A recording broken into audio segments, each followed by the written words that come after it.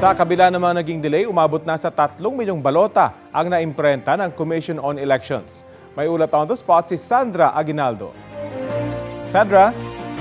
Yes, Rafi, ibinida ngayon ng COMELEC na umabot sa 1.6 million sa loob lang ng isang araw ang printing ng balota sa National Printing Office kahapon. Masaya raw silang mahigitan yung 1.5 million per day na target nila. Ganun pa man, aminado sila na kailangan pang dumaan sa verification ang bawat isang balota at ito yung idinadaan po ang bawat balota sa automated counting machine para malaman kung good ballot ito. Sinusuri din ito ng daan-daang COMELEC verifiers para matiyak kung pasado sa standard ang bawat balota. Matatanda ang sinabi po ng COMELEC na noong unang printing nila ay umabot sa 25 to 30% ang rejected ballots at ito raw ang sinisikap nilang mapababa.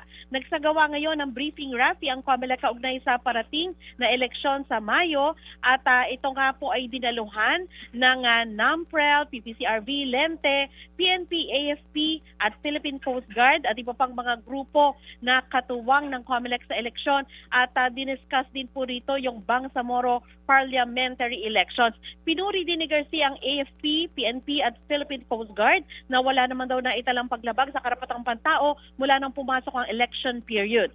Kaugnay pa rin po sa eleksyon ay sinabi ng COMELEC na may mga silang kumpirmado na sila na international observers na darating sa bansa para manood sa gagawin nating eleksyon at ito po ay mula sa bansang Mongolia, Bhutan, India, Georgia, Maldives, Thailand, Taiwan at iba pang mga international election watchdogs. Samantala, Rafi, ngayong araw po ang last day ng dalawang magre-retirong commissioners ng COMELEC at ito po ay sina Commissioner Inting at Casquejo. Nanawagan po ang COMELEC sa Malacanang na pumili ng kapalit ng dalawa pero sana po ay mula daw mismo sa loob ng COMELEC para po may kaalaman na sa proseso po at trabaho ng COMELEC. So yan muna ang pinakahuling ulat mula dito sa Commission on Elections. Rafi? Maraming salamat, Sandra Aguinaldo.